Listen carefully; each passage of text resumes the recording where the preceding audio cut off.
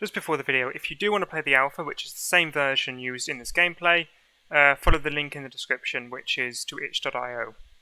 Also, liking and subscribing would be great. I'm going to go over some of the Ascendant Dawn gameplay, and first of all, I'm going to do a quick explain of what everything does on the HUD. So, up here you have your main menu button, your how many months of food your tribe has left, your happiness, your technology level, and your total population. Here is everything to do with speed, so you can use these buttons to change speed. This shows your month, this shows year, this shows month progression. Then you have setting up a camp here, and then decamping. You have prestige, and this is base prestige. So prestige will always go towards your base prestige. Right now, our prestige is lower than our base prestige. This is because we just had a population increase, and that causes you to get higher prestige. Then we have money. Money as a tribe isn't very important, so having 0 isn't anything big. Right now, kind of money is quite a common thing in the game, but I think I'm going to reduce the amount there is. Then you have authority, and that's just for doing stuff. Over here you have your population tab. Here's the population pyramid of all your pops, and here's each individual one.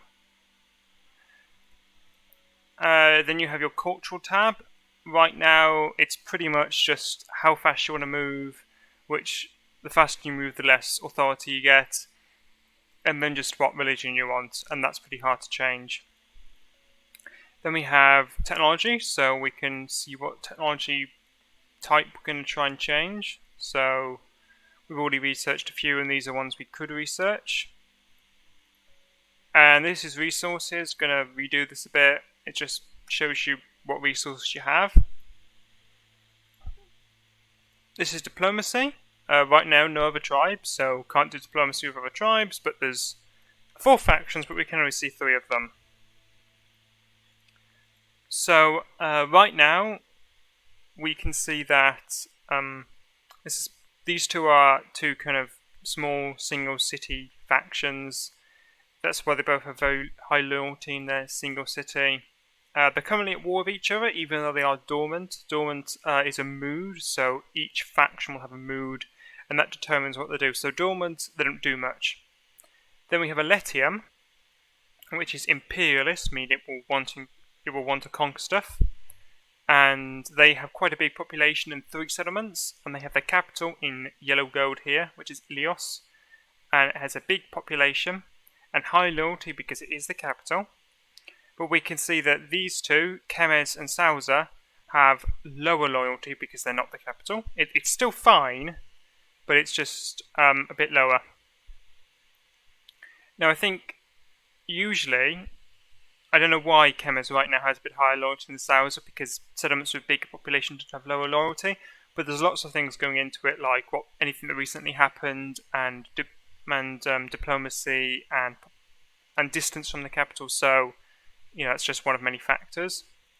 Then we have our military, so we have 2 manpower pools to tribe. We have our normal tribal manpower, and then we have our noble manpower. So this is a bit of unfinished, as you can see all the missing icons. But right now we could just get some raiders.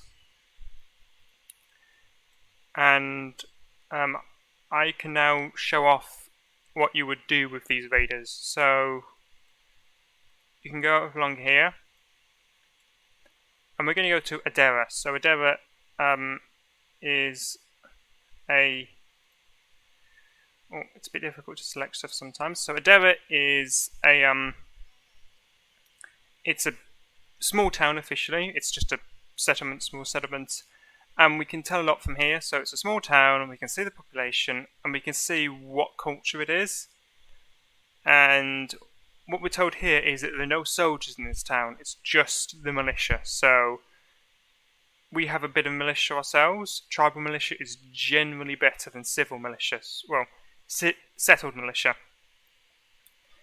And we are bigger, so we definitely be able to win this battle. And if we look at the trade resources, we can see they have some food and some textiles. All the values here of each item, that's all wholly dependent on like supply and demand. So how much they got, how much they want. So right now, food isn't very valuable, so it's 0.11 because they have a lot of food. They produce food because they have farms, and they also produce a bit of textiles.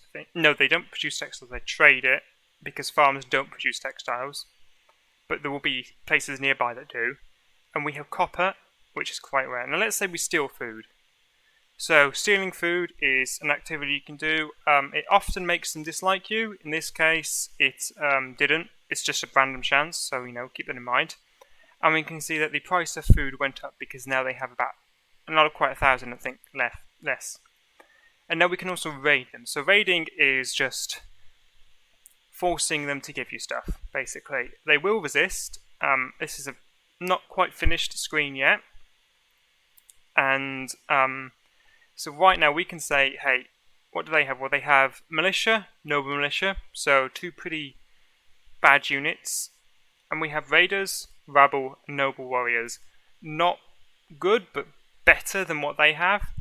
And right now we're at distance 3. So distance, high distance 3, nobody can fight. That's just a starting one. And distance 2 and 1 are ranged. So only range units can fight. And distance 0 is just in melee, so everybody can fight. Though technically there will be a few deaths beforehand because of just slight skirmishing. So we didn't. It's just random though. Though as we can see, noble militia and rabble completely wiped out, and boom. And this is the report. So afterwards, 21 of our rabble were killed, so that's 21 of our tribal people. And we didn't lose any noble warriors, but it's telling us, it's putting those in the report because we have this thing called triage, and triage basically means a few of our people get healed after the battle, and we didn't lose any of our noble warriors, so we would have lost more rabble. And they lost a lot of soldiers here. And for this raid, we got a little bit of food and textiles. Now you're never going to get much from raiding very poor settlements because there's like a minimum they can keep hold of, and you only skim the top of basically. And we also gained a slave pop. So as we leave now, you'll see we actually have more people despite the fact we lost soldiers in battle. And if I come down to here, we can see we have 1 slave. They're very unhappy, they're very low loyalty, it's basically terrible. Slaves are used for resource extraction basically. You just force them to do that, they're not happy, they might rebel, but they can be forced to do stuff. But in general, it's generally better not to have slaves for a lot of things. And maybe when you're starting out, if you're not going for a resource extraction kind of base tribe, you might just want to emancipate them, so free them, and they're free to do what they want, and they're now just part of the tribe. Oh, and you can see that Adera now hates us, so if we go into diplomacy, actually no, that usually doesn't show stuff for factions. And now what I'm going to show is resource extraction. So resource extraction is it's what you take slaves for. And so this is a resource tile. So it's wine. It's a vineyard. Yes, vineyards exist without any maintenance. They just exist randomly on the map. Let's ignore that. And right now we can see, hey, it's got a green padlock. That means that anybody can access it and start using it. And it's of quantity 1. That means that when you start harvesting it, you'll get 1 unit of wine from it. And that as opposed to like this one here, which is padlocked, meaning they're using it, Sauza is using that resource and we can't. And there is one somewhere around here with 1.6.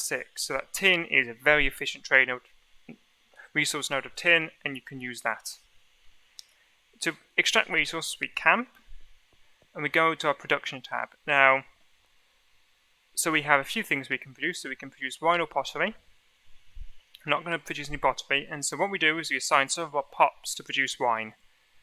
Now, right now, producing wine is, kind of pretty. It's okay. It's a valuable resource, but there's a lot of things you have to take into consideration. So, if we say assigned another pop, we'd see we actually start losing authority per month. Sorry. So, exploiting resources costs authority. Doesn't cost it if you're using slaves. We don't have any slaves. And nobles cost way more. So nobles are good for inventing stuff and great warriors, but they're not useful for resource extraction. Also, they eat more food. Slaves eat less food. And we can see we only have so much food left. And by the way, that's 21 months. 21 months with our current population. That doesn't tend to stay static, so it's not 21 months. It's more like, 15 or something. And we can just go through, and you see each month we gain some more stuff. And let's stop now.